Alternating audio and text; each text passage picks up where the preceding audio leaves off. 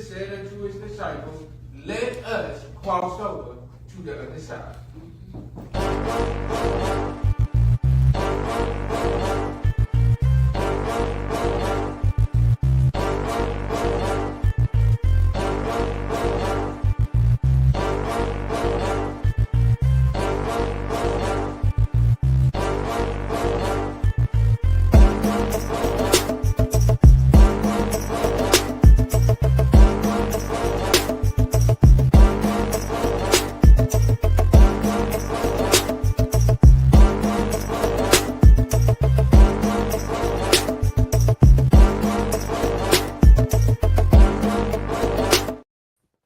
What is up? What is up? What is up? Everyone. It is another day, another time, and another week for yours and my favorite Monday night show. And I'm not talking about Monday night football. No. I'm talking about your favorite show and my favorite show. We'll talk Monday. You all. We are back. We are excited about this season. We are excited about what God is doing. We are still talking about I survived it. And you all, this topic has gotten heavy every time we have another discussion, like it gets and better. And I'm just excited about what God is doing. And tonight, you all, if you are a follower of Evans AC3 Ministries from beginning, from jump, this ain't no stranger to y'all. Because this girl been walking with me the hard way for the longest. Like legit, when I tell y'all this girl is fam, she is legit fam. I'm talking about none other than my homegirl, my big sis, my homie, Miss Brandis. Fine. And after this short interlude, the next face and the next voice you will see is that my big sis. Let's go. And yo, if y'all ain't following our YouTube channel, while y'all playing on our top, come on, give it the program, y'all. Get with it. Let's go.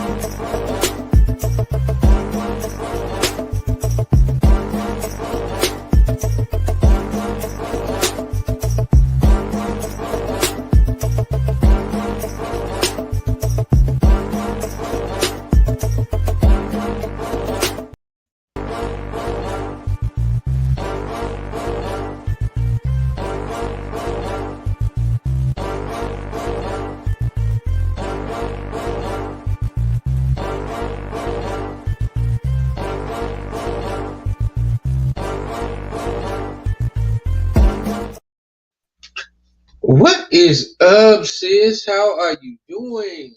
I'm good.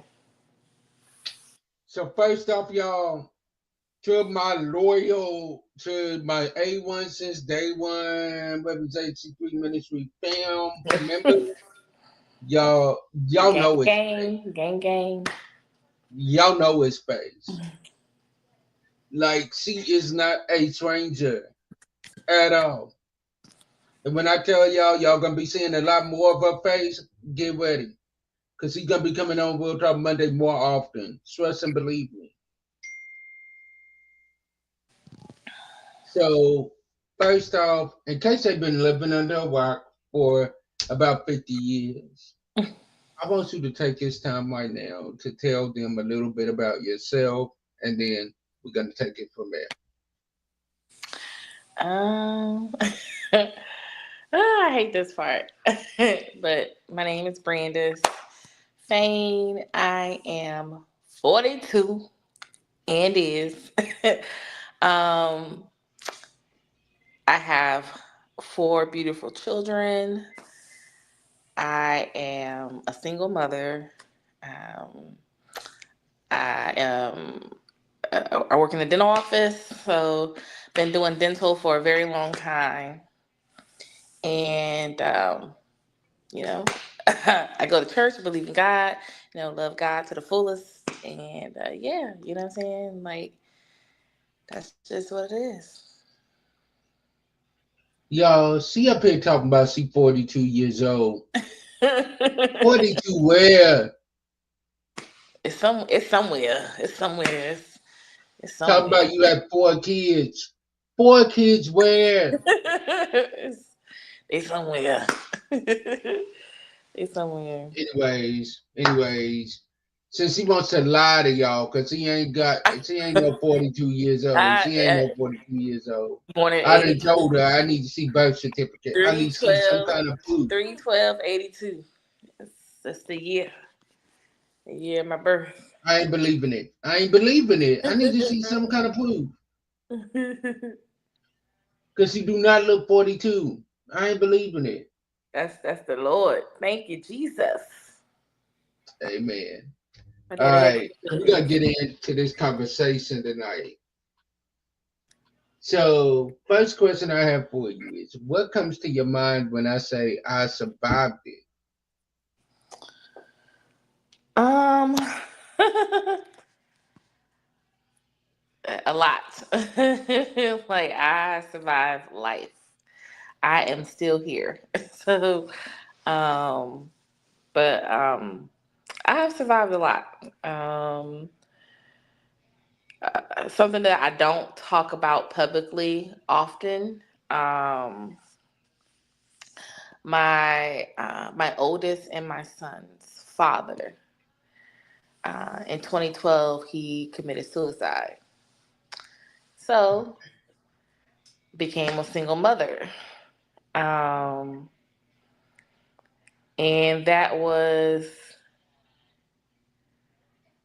definitely unexpected. That was not something that any of us, his family, none of us, we were expecting nothing like that. It was devastating, of course. Um, and I don't know. I mean, I'm the type of person, I don't, the way that I deal with death, um, like I don't grieve long. So, of course, like when it happened, I was home. That's when my second daughter was like 1. She was still a baby, and my oldest was 3 at the time, and I was pregnant with my son. Well, our son. I was pregnant with him, and so um, of course, like in that moment, it was just kind of like I couldn't even believe that something like this was happening. Like out of all the people in the world that this could happen to, like why did it have to happen to me?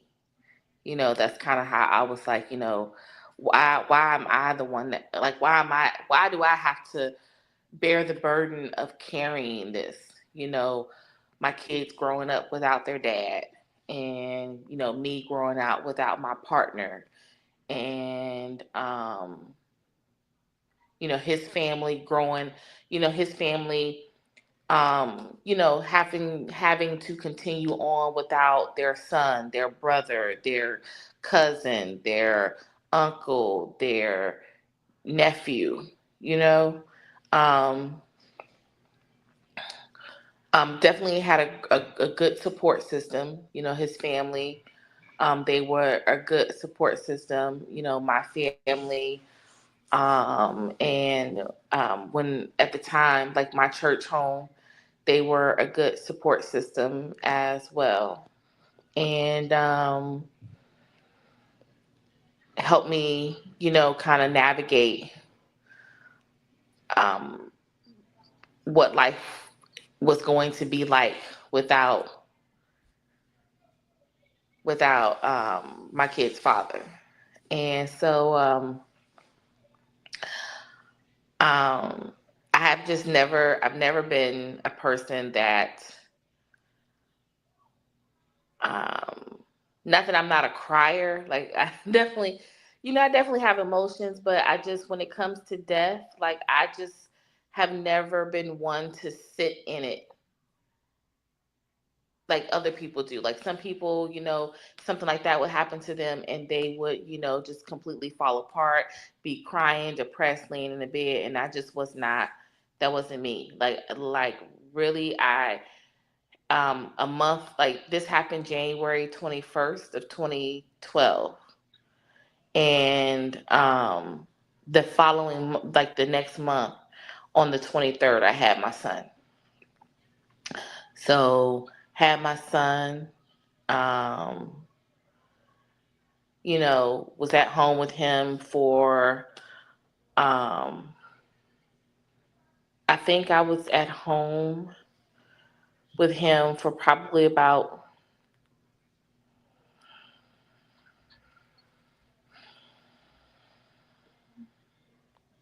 maybe like 4 to 6 weeks. I might have been home, and then I went right back to work. Like I just, I wanted people around. Like the way that I dealt with it, I wanted people around me all the time because I was still living in the home where it happened. Um, I wanted people being to be around me all the time. Like I just kind of wanted to drown out any idle space, so I didn't have to think about. So I didn't have to think about it. So I didn't have to, cry about it. So I didn't have to be sad about it. Um, his mom eventually, um, volunteered to get my oldest. And at the time, it wasn't supposed to be for like a long time. It was just supposed to be for, just a little bit to kind of like help me kind of like get my headspace together and get myself together.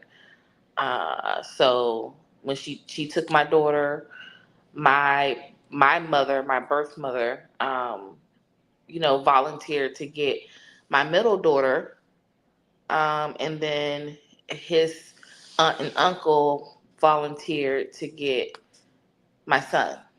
So, and like during this time, like when it happened, like my mom, she had came down, she stayed with me for about 8 or 9 months, to kind of help me with the kids and things like that. And then she eventually like left and moved to Kentucky because she was like still trying to like be in the process of like job hunting and stuff like that. Wait a minute, wait a minute, wait a minute. Your mama lives in Kentucky? She used to, like my mother used to. hmm My brother still lives in Kentucky. We're gonna have to talk off air because I did not know this. Yeah, my mom lived in Kentucky for a while, and let me tell you something. That drive out there, sir, like when I had It to ain't no drive to joke. when I had to drive to get my daughter, I was like, never again because the mountains, no, no, So you was up at Kelly Price. You because was up there at Sheila in it you from have to think about where I was Why Did I coming Get from. Married? I'm coming from I was coming from Maryland. So coming from Maryland to Kentucky, like I'm like I yeah, I had to go through I think I had to go through like West Virginia. Like I had to go through some stuff. Like I was like, what? Like like You what? survived that drive. You survived that drive. And that drive is no joke. Like I literally like going there wasn't that bad because like when I went there it was like during the day. But like when we had to come back, we left like later we left later in the day. So then like driving back, I don't know like what turn I took, but like sir, it was like dark and we was like in the mountains. I was like, yo, Smokey the Bear is about to come out here because what? So I was like, I literally like at one point we was in the car and the kids was like they was in the back like talking and I had to tell them be quiet because I gotta concentrate. Like we are on this dark road. There's no lights. Like it's literally just moon, The moon and the mountains. That's it. The moon, the mountains, and and it's a lot of fog going on here. So like I need y'all to shut it down because I need y'all to be quiet, please. So and then I was by myself, so I didn't even have help driving that drive. I told my Woo. mom, I said, Mom, never again. I said, You a never, soldier. You a never soldier for again. real. You a Never soldier again for would I real. drive in Kentucky. But yeah, my mom lived out there. And my daughter was out there for like, um, let's see, she's 13. So she was out there for like 10 years. She's in Kentucky for about 10 years. So, but yeah. So, yeah, and then once the kids, were not with me, um,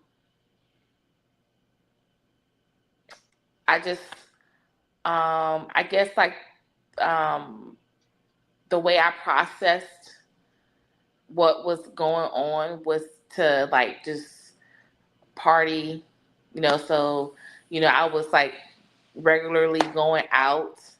Yeah, you Um, had your freedom again, so you thought. it wasn't even about freedom. It was just I don't want to be in this house. Like I don't want to be home. So it That wasn't was your even coping about mechanism. yeah, That was your coping. it wasn't even about, oh my gosh, like, I ain't got no kids, what I'm saying? Like it wasn't even about that because the kids they were babies. So it wasn't like they were doing anything to like, it was just like now the situation is I have to do a lot of this stuff by myself, or whatever. But it was never a thing of like, I'm tired of these kids and, they need to come get these kids. You know what I'm saying? It wasn't even that, I let my kids go with their respective families because I thought that that was like the right thing to do at the time. You know, I, you know, I'm thinking, okay, they want to help take some of the load off. Um, and I just wasn't in the head, like, I wasn't in the right headspace to be like, okay, you know what, I don't have my kids, let me grind, get my stuff together. You know what I'm saying? I wasn't in that headspace. I was in the headspace of like, okay, I don't have my kids. My brother was living with me at the time because he had came down with my mom, so he stayed. And then I was just in the headspace of I just want to forget this. I want to forget it. So how can you forget it? Hey, let's go out. So let me ask you a question. Mm-hmm. First off, your story. I've heard this story before, but it still gives me chills every time I hear it. So my question to you is, Mm-hmm. knowing what you know now, with everything that you know now, would you still have given your kids to those respective No, families? no, no, because don't get me wrong. Like I love his family down. You know what I'm saying? I love his family down. I would never talk bad about them. Hmm. I know that everything that they have done, not necessarily for me, but everything that they have done has been for the kids, or Right. that has been in the best interest of the kids. And simply, families, have disagreements. They have times where people don't see eye to eye. Eventually, like I had moved away from Virginia, and his mother had offered for me to come and live in DC. So then that was the opportunity for me. Things were going to things were things were bad. You know what I'm saying? Like things were going bad. It's like my mom had left. I was by myself. Then, like my car broke down, so then I had to get a new car. So then that was like a new car note. That was, and then I wasn't budgeting. So things just got like just went from like Right. bad Whatever to like could go wrong went worse. wrong at that time. Yeah, you know what I'm saying? So it was just it wasn't even everything that could go wrong went wrong. It was just I was just wasn't making the best decisions because I just was not in that headspace Hmm. of um and I can admit it, I wasn't in the headspace of being a responsible adult, you know.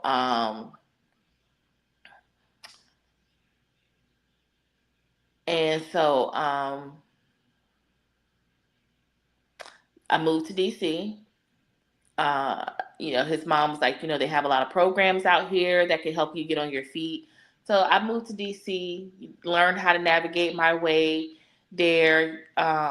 It was an opportunity for me to be a mom to my oldest, and then my son was still living with his aunt and uncle in Maryland, which was like maybe like 30 minutes, 30 to 45 minutes away Right. from, where his grandmother stayed. But when you got two chiefs, and I wasn't even trying to be a chief, but it's like I'm coming in, I'm an adult, and then you want me to be a mom to my daughter, but then you still want to be in charge because I'm in your And the house. pieces in the roof. Yeah. You know what I'm saying? So it just sometimes me and his mother didn't always see eye to eye, but I never looked at it like she was trying to be harmful.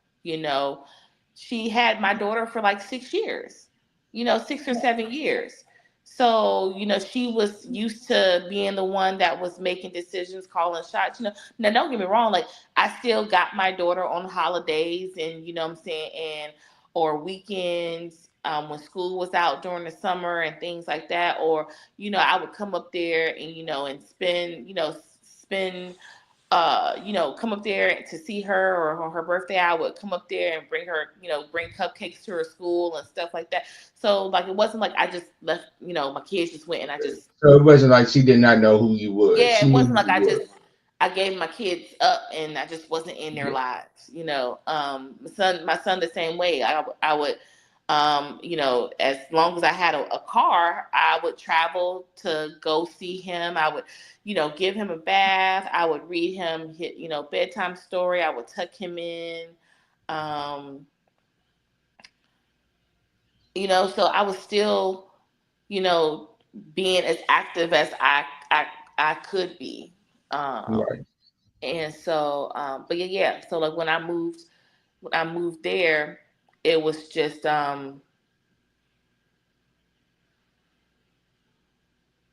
you don't always see eye to eye because but we have different parenting styles. So yeah. But eventually I was able to like get a job. I was able to, you know, well, I had to serve. I had to go to jail a little bit. Wait, what? What? Yeah, so I I had can't even got, see you in jail. I had, it was for traffic violation, driving unsuspended. So I had got it like 3 times, and Man, you eventually made it they were sound like, like it was something "Oh serious. no, no, no! Yeah. I mean, first of all, going to jail is serious. I don't care what it's for. It's True. still I'll give you serious. that. You know what I'm saying? Like it wasn't like I was just in there overnight. Like I literally had to go. I was in I was in jail. Like I was in jail. Um, I was in jail like 3 times. Like once I was in jail, like when I was pregnant with my son. This was before his father passed. I had to go. I had to do like a weekend. I had to do a weekend. Um, and then after, he had passed and he was gone, I had got I got caught again driving unsuspended. So I had to do um what did I do? I think I did a weekend. So I worked during the week, and then I did a weekend. So like from Friday to Sunday. That was like the worst. And then like the third time that I had to go, um, I was like, okay. It was like, you got 2 weeks. No, I think did I have 2 weeks? I think I had a week. And they were like, you have a week, so you can either serve it consecutively or we can do like weekends. I said no. I said, you know what, it's okay, I'm getting ready to move, so I will let the new job know that I won't be available during. I said I just want to get it, just do it and get it over with. So I was in jail for like a week. But like, yeah, so all of that happened like right before I like permanently moved to DC. um did that, was able to like start finding programs, getting myself involved, in programs, and just rebuilding my life. And it was not easy. Like I still went through a lot. You know what I'm saying? I was still, navigating everything, and and it's then it's like you have the constant. I had the constant reminder that he wasn't here because I'm living with his mom. You know Mm. what I'm saying? So it's like, it was like a constant like That had to reminder. be hard. It was a constant reminder that, this was real. Like this wasn't like it wasn't This a was no made up story. This is real. yeah, this is like this is like really going on. This is not a movie. This is my life. And so just navigating that. And it wasn't always easy. It was not. There were times where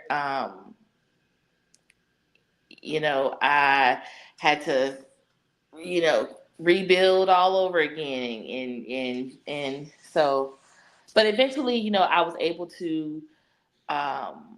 I think I lived with her for like 6 years, and then eventually I was able to get out on my own, um, with the kids, my oldest and my son.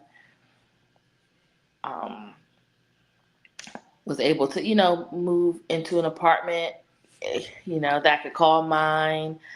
Um, I was working.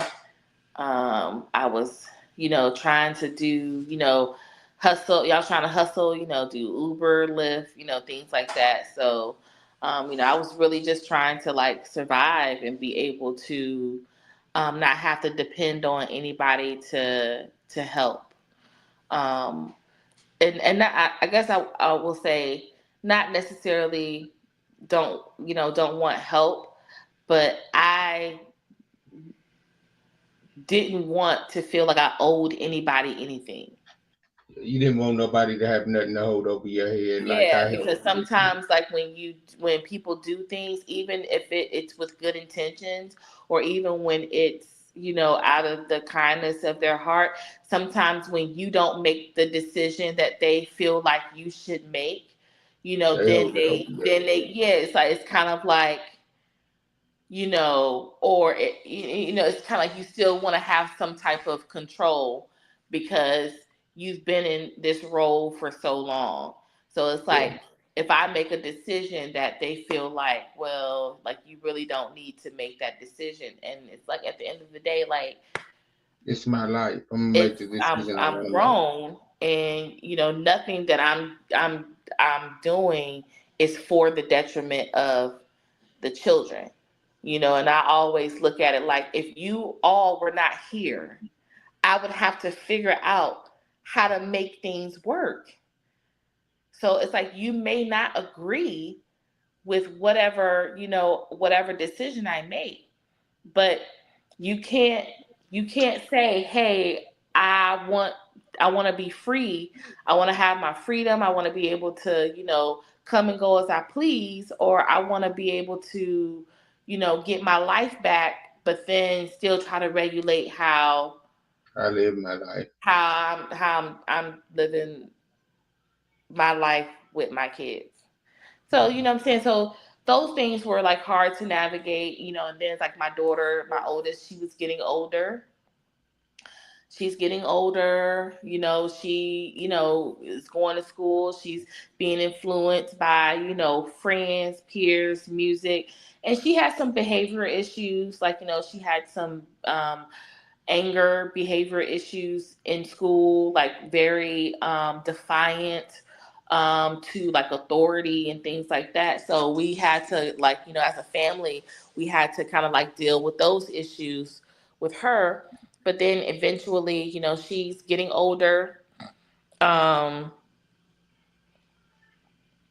and I can imagine it probably was hard for her to be older, to see other kids and there, With because, them. well, yeah, because she her aunt married married a man who he was a youth director at the Boys and Girls Club. So then, she was able to go, to the Boys and Girls Club after school, and DC is, that's a predominantly black community. So, saying to be able to see like a lot of fathers coming, and then my daughter was doing dance. So, coming in and, you see fathers bringing their daughters there, or they have performances and you see that, what I'm saying? So I can just imagine, it was, hard to, hard for my daughter being, to see that. But then at the same time, this, her aunt's husband, he had become this dominant influence, in her male influence in her life. You know what I'm saying? Because it wasn't like I wasn't, with anyone, and I don't just bring anybody around my kids, you know. I So, part. um, so I was, thankful that she did have a male person. Influence. Yeah, what I'm saying? Just, someone who, he's good with kids because he's a director at the Boys and Girls Club. He was, good with her aunt's son. And so, she really took a liking to him. And then they're like, in their 20s. So they're young. So, they're old enough, to um be an authority figure over her, but they're still like young enough to kind of like, kind of grow up with her. You Yeah. feel what I'm saying? So like they So, was learning together. They was learning together at the same I mean, time. I guess you can say they, like her and her aunt, you can probably say they were learning together. But like like I said, they're in their early, they're in their early 20s. So, and my daughter is, she's 13, 14, you know what I'm saying? Like she's 12, 13, 14. She's getting older, you know what I'm saying? And, Mhm. now, 13, like as much as many things that the kids are exposed to, like the maturity level is, it's, Uh-huh. yeah. So like my daughter was mature in some areas, but still immature in Any others. other levels. Yeah. So, as she got closer to her aunt and her aunt and uncle, kind of like drifted further from me. So then there was like, become this rift between us because, I'm like, hey, I'm mom. You know what I'm saying? And and of course, because I wasn't physically there for her, like, there with her, growing up during her formative years, I think that caused a little bit of resentment, probably resentment that she didn't realize until she started getting older, Hmm. because when she was younger, we were good.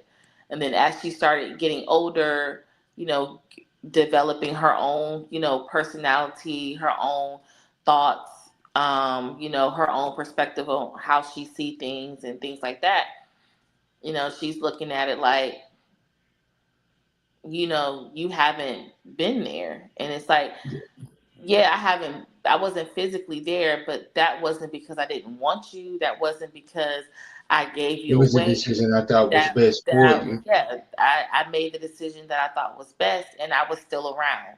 I was still Yeah. coming to see you. I was still visiting. I was still active in your life. Your grandmother called me. Hey, I moved whatever I got going on to accommodate her. You know what I'm saying? To make sure So that I could, get my daughter. So eventually she decided that she wanted to stay with her aunt and uncle. Of course, I was not for that because I feel like, you don't have to live with your aunt and uncle to still have them be an influence in your life. Like, all these things you think that you're missing and you say that they're giving it to you and I'm not giving it to you, like they can still give that to you. You don't have to necessarily live with them. But um, it came to a point where she had convinced, her grandmother and her aunt and uncle that this would be the best decision for her. Like that's the way that she presented it to me. Like she knew that this was going to be the best decision for her. And, against my reluctancy, I was just like, I just was like, okay, what I'm saying? Like, I don't want this, but you all seem to have made your minds up, and I don't want her to be somewhere where she don't want to be because I don't want her to resent me. So if she think that the grass is greener over there, or she feel like let that's it gonna be the over. best decision for her, then by all means, let's go, like go. And she moved with her aunt and uncle, and for a while, I mean, for a little bit. No, I take that back. Not even for a little bit. Like as soon as the first week in school, like in a new school at that, the first week she was in trouble. So it's like you, we allow, what I'm saying? Like we We accommodated you, yeah, we and accommodated your feelings and said, hey, here, you since you feel like you know what's right for you, go ahead and stay there. And then you still were getting in trouble. Like still was getting in trouble. Still, like her uncle was going to the school like every other week. Like she's fighting and arguing with teachers and like just being combative. Like just being in mixes that don't, like don't all you gel have to well do, with yeah, us. it's like all you have to do is go to school and do what you're supposed to do, and you're in school, like being not minding your business, and then it's like you're constantly, and then it's like then it becomes a thing of now when she gets in trouble, oh well, go stay with your mom, and it's like no, because now when she come to me, she gonna look at me like, oh, I'm the I'm punishment. punishment, what I'm saying? So it's like I don't want to go to my mom's, like then it's like she's not gonna, like she's gonna hate coming, so So let me ask you a question. mhm. How is you and your daughter's relationship now? It's so much better, even though she's not How with did me. it get to that point? Well, so eventually, like I moved from Maryland and I moved to Virginia Beach. So that's Mhm, where I'm currently living now. And so it was me, my son, and my middle daughter. We mhm. moved to Virginia Beach. Um, like she got in trouble at the school that she was at. and she was like on the verge of being expelled from the school. But we withdrew her before they could expel her because they were like, "Hey, you got to go stay with your mom." So I met her aunt halfway one evening, picked her up, you know, brought with her, whatever she could grab, and then I enrolled her in school here. So she finished out um, the rest of eighth grade. She finished that out here. Well, no, I'm sorry. She finished out the rest of ninth grade. She finished out the rest of ninth grade here. So, so that's, so sorry. So finished out the rest of the school year here. Of course, like, she it wasn't the greatest. Like I was had just moved in here. I didn't have any furniture. Like, we were sleeping on air mattresses. So it wasn't, but they had a roof over their head. They had food to eat. You know what I'm saying? Like, she didn't have all of the things that she had when she was staying with her aunt and uncle. Like she didn't have, her own room, her own space. She didn't have, whatever, like, she didn't have a TV. You know what I'm saying? She didn't have all of those things. You know what I'm saying? So, She had the bare necessities. but yeah. So, of course, like, she, may do um, in front of me. I think, when I wasn't around, she would probably complain complain to, like her and her siblings, they talk, so she probably complained to them, but then, didn't really say, anything to me because, for me not to feel bad. So the summertime came and she wanted to go back to DC. So she last year she had did a work study program out there, and so she was able to do that again this year. So DC had like a work program that they do, like a summer work program that they do for teens. So she went back out there to work, and um, my intention was, for her to go out there, work, she could stay out there for the summer and then come back here. However, it happened, she convinced her grandmother for her to stay. Was like, she wanted to get into a performing arts school in DC. And so she was just like, um, I was like, like her grandmother had asked me, how did I feel about her staying? And I had already told her, like, I don't think that she needs to stay. I think she needs to come back out here, give it a chance. Like, she wasn't even in school for a full year. Give it a chance. And then if she still wants to go back, then she can go back. But, you know what I'm saying? Like, you don't, you like, You we don't quit yeah, it's like you automatically. can't just keep go back and forth, back and forth, back and forth, or whatever. So then she was like, "Well, just think about it." I said, "Okay." I said, "I'll think about it and I'll let you know." And then before I know it, like she had enrolled her in school up there, and I was kind of pissed off about that. I'm not even gonna lie, I was kind of As pissed you off should have been. because I'm just like, we literally just had a conversation, and I told you that I did not want her to stay. I wanted her to come back. I told you that I would think about her staying. Um, but we did not definitively say, okay, like this is the plan. And then for you to enroll her in school and not say anything to me. Like, the reason why I knew she was being enrolled in school is because her high school here had called me and was like, "Hey, we're trying to figure out, like what her address is because we're getting a request for her records." And I'm just like, oh, you know what I'm saying? And I just was kind of taken aback by that. So that kind of like rubbed me the wrong way because I felt like that could have been handled differently. Different You know what I'm for saying? sure. Like you could have communicated or had a conversation and said, "Hey, I know, you want Kayla to come back, but she really wants to stay out here and I'm just going to go ahead and enroll her, you know, in school up here." Open communication. Open You know? communication. So I was just like, okay, at that point I was just like, you know what? I'm like, you done enrolled her now. You know what I'm saying? So I'm just like, I said, I just want it to be clear that if she gets in trouble, do not send her back here.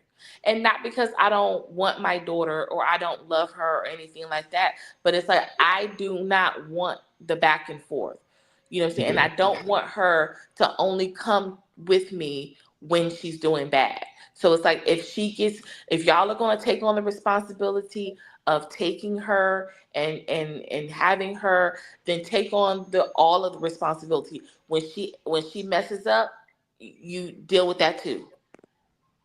Deal with that too. Like don't don't send her. Don't be like, hey, we throwing up our hands. We done. Like no, you can't. You can't be done. You Like can't pick and choose when you want to be a yeah, parent. like so I was just like that was just my stance. I was just like, okay, it's cool. Like if she's gonna stay, then when she get in trouble, like She's if y'all don't wanna deal with it, then sign her up for military school because that's the next place that she's gonna go. That's the next step. Like we not doing the back and forth because that's not stable for her either. mm-mm. So um So really, it just honestly just began with me just making sure that I stayed in touch with her. Just making sure that I reached out. Um, even if it was just to say, "Hey, I'm thinking about you," or "I love you. Hope you have a great week." Just sending her, text messages here and there, just to make sure that she saw that I'm, staying in touch That with you you. hear. I still, care. I still love you. I just want you to be happy. And then she started reaching back out to me, reaching out to me, just checking on me, seeing how I'm doing. And like she just recently came here during the weekend to visit. So she came up with her grandmother, and we had a really good weekend. We really had a really good weekend. I'm not saying that our relationship is fixed, but But it's getting better. it's definitely in a better place than what it was when I was living there. So, and it was bittersweet because I hated for her to leave. I really did. So, but I yeah, believe in that. I She mean, will be like back. coming to, I mean, I have started over so many, I have started over so many, so many times. I think I have started over at least 4, 5, 6 times. Like But here's that's the thing. Here's the thing. You kept getting back up and you yeah. kept fighting. So that's That is one thing that I love about you and I admire about you. It don't matter how many times they knock you down. My sister's a fighter. yeah. So that's part of my survival story. I literally, can count all the times I had to like just reset and reset, reset. Moving out here was a reset. Moving into my own place in Maryland was a reset. Moving initially to DC was a reset. When me and my sister lived together, that was a reset. You know what I'm saying? So it was, when of course, when their father passed, that was a reset. So I honestly don't know how. All I can say is throughout everything, if people wanted to know, like, how did you stay sane throughout everything? I never lost my faith. Now, don't get me wrong. I'd be having questions for God. I'd be like, Lord, Like, you know what I'm saying? Like, I'm not gonna sit up here and act like, I was Job. You know what I'm saying? Like, You I the Job literally, question, God. I mean, he did, but you know what I'm saying? Like, it wasn't like God offered me to Satan and said, "Hey, like, she's the most righteous." You know what I'm saying? Like, not by, like, not by any means, but you know what I'm saying. It was just like, but I never lost my faith in throughout everything. So it was like, even the times where I felt like God was unfair, or like, I don't understand, like, why my life is like this. Like, I don't understand, like, why, I see, people, everybody around me seems like they're winning, and it always seems like I'm losing, and I don't understand, like, what did I do to get this life? What did I do to pick, like, how did I get this lot? You know what I'm saying? Like, And the way that you got it how did was I God get this picked you. lot in life? What did I do to get this particular lot in life? Or whatever. So I just, through everything, even the times where, like, I was kind of jaded. But I mean, there were times in my life where, I wasn't going to church because I was just like, like, I still love you, God, but like right now, like, I, I'm I want to do me. You know what I'm saying? And and I can't live the double life. You know what I'm saying? Like, I don't want to be in church, praising God, and then, like, I'm still like, and then I come home and I'm just like Throw up doing, on the floor. you know what I'm saying? Like, when you kind of lose your mind after a while, when you're like, when you're trying to live one way in church and then live another way outside of church. And after a while, like, that gets exhausting. So, yeah, I have always kept my faith. I've always, That's what you're gonna um, do.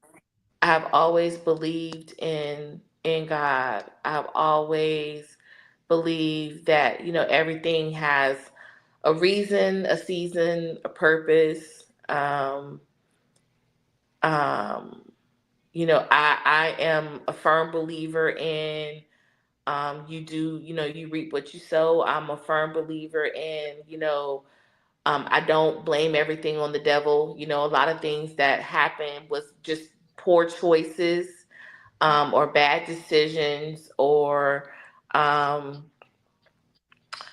um, yeah, just, poor choices or bad decisions, or just being out of season, or moving out of time, or not considering God in decisions that I needed to make. And so, yeah, I'm thankful that I was able to, Well, not lose my mind, because there were times where, like, I was like, Lord, I'm ready to give up the ghost. Like, I'm not lying. Like, there were times where I considered taking, um overdosing on Tylenol. There were times where, I would felt like, I wanted to end it all. Like, there were moments where I felt like I cannot do this. I cannot do this. I cannot do this. And then, I always had to think about, I can't leave my kids either. you know, like, no matter whether we're together or we're apart, I can't leave this earth and leave my look at him kids right now. Yeah. abandoned. So, yeah, I mean, and there's a lot of other things that have I have There's got to be a survived this part with. two. Part I two. don't, I don't know. I ain't ready to tell that story yet, because that story is not just my story. That story involves, like, other people that are close to me. So, but There's like, definitely maybe gonna be more maybe conversations maybe like this. one day, Yeah. I will be able to tell that Share that. story and it not offend, other parties that are involved. But yeah, so yeah, I mean, yeah. I mean, the things that I've been through, other people may not have survived it. And, and so I just But you thank God did. that I God did. gives his toughest battles to his strongest soldiers. And Well, one I'm thing that tired of I it. know Look, about I'm my tired of being sister, strong. one thing that I know about my sister is she one of them strong soldiers. And a lot of times what we look at it as is, God, why me? Why am I going through this? Why am I going through that? And a lot of times what we got to look at it as is, sometimes we're going through those situations and it's not for us, but it's for the people that are around us so that they can see how a child of God responds to that situation. Hmm. So because you kept the faith, because you did not give up the ghost, because you kept fighting, because you kept resetting, somebody else kept the faith. So I appreciate you. Thank you. And you all, like I said, y'all gonna be seeing more of her face. To my loyal, to my day ones, A1 since day ones, Reverend JC3 Ministry followers, Brandis is back. We back connected. We back working. We back grinding. Y'all gonna be seeing more of our face. We're gonna be coming with some more great topics for you all. I promise y'all that we are going to be coming with some hot fire for y'all. So get ready. So sis, what I want you to do right now Hmm. is I want you to tell my audience where they Hmm. can find you at. This is your real talk moment. Tell my audience where they can find you at. Y'all, I don't be nowhere. Y'all can find me at home. No, I mean, I have a TikTok, so I'm on TikTok.